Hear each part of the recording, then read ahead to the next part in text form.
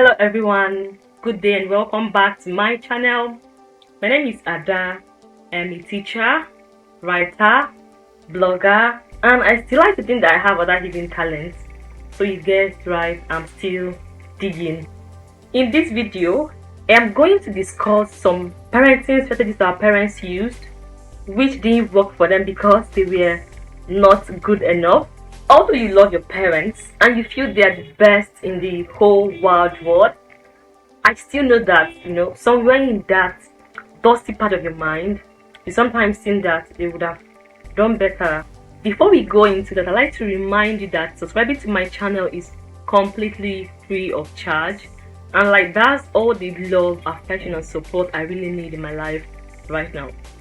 So in this video, I'll talk about ways our parents did bad parenting. Disclaimer, is there a thing as bad parenting? No.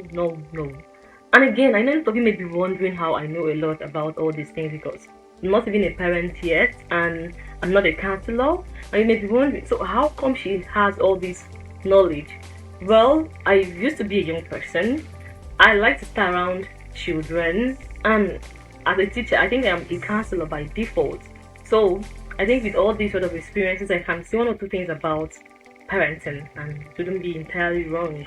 So the first thing I think our parents did wrongly was speaking in parables. Like, our parents raised us up with parables, especially the Igbos. Like, my mom would say things like, what an adult sees while sitting, a child can't sit even if he or she gets to the peak of an Iroko. Or she would say things like, a blind man cannot lead a blind man. And as a child, I would struggle to grasp what she was talking about. Look, I'm not saying parables are wrong or bad. I'm only saying your child is just a child and do not have such mastery of language. And you want them to learn something at that time and not when they are 30, right? So why not try to be specific and as clear as possible, right? The next thing I think our parents did wrongly was they were so busy giving out instructions. Like, there was no time to bond, no time to make memories, no time to be petty. Like, when I think of my mom, I think what I remember are do's and don'ts. My father was the sweet one. He wanted to be part of my journey. Like, he would read out loud to me, and when he realized I loved literature, he bought tons and tons and tons of books. And till date, he still buys books and sends to me, which I kind of think is the sweetest thing in the world. And I'm kind of feeling emotional right now because today is his birthday. So when I look back at growing up, these are some of the things I feel really nostalgic about. And this isn't to say I do not love my mom. Guys, you have no idea how much I love that woman. And we're beginning to understand and learn each other more now. I think what my mom feared was failing in her duties of raising me. Someone said something to me which I'm going to switch around. He said, raising a child is like writing a poem or kneading a dough. You don't know how it's going to turn out, so you try to give it your all because you worry. You worry so much it's not going to turn out well. I think my mom worries so much about how I turn out and what becomes of me, and then she tried to give me her all, and I really love her for that. But I still think we can allow the kids become part of the process. So yes, make them part of the whole process. Make them understand and see for themselves that you're not just trying to abuse your adult privileges by constantly trying to tell them what to do. The next thing I think our parents did wrongly was beating the hell out of us. That didn't work because we still do have the hell inside us. I'm not saying kids do not deserve beating.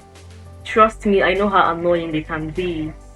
However, I'm saying that beating never gets the job done. That may give you a fast response.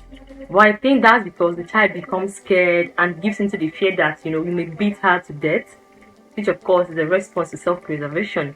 But when you're not watching, I bet you that the child will go back to doing that thing again. And this is because you haven't convinced this child or given this child a reason why she shouldn't do that again. Some of us still have scars we got from beatings. Scars of love and discipline, right? Is that what you call it? Well, I feel strongly fearful when I see someone beating someone else. Like, I feel intensely scared. And that is enough conviction for me already that beating is entirely wrong. Seriously, maybe I have to research and make a video on other punishments that can substitute beating. Because honestly, I think some people do not beat because they want to. They do because they don't know what else to. The last thing I think our parents did wrongly, which of course is the weight most of us still carry today, is giving us a singular impression of what success is. For them, success is just output, making good grades, getting a good job after that, getting married, having kids, and probably going to heaven when you finally die. But success is much more than that. Success is the little mountains we surmount every day. Success is waking up every morning and getting out of your bed even if you don't feel like doing that. Success is happiness. It is loving someone and telling them you love them. It is failing and trying again and again because you're still hopeful. It is not just productivity or output. The little things we do will build up to productivity if we let them to. Are you really happy? I mean, are you living your own life or you're living for your parents? Are you really happy with your life? These are more and sadly the heavy weights we have to carry.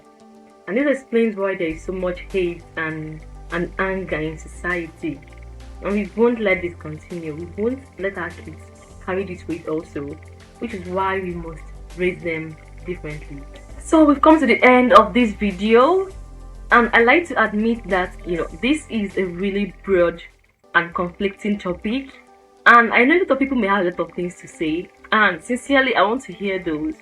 So you can leave whatever you think at the comment section below, your comments and suggestions at the comment section below, and don't forget to subscribe to our channel if you haven't done that.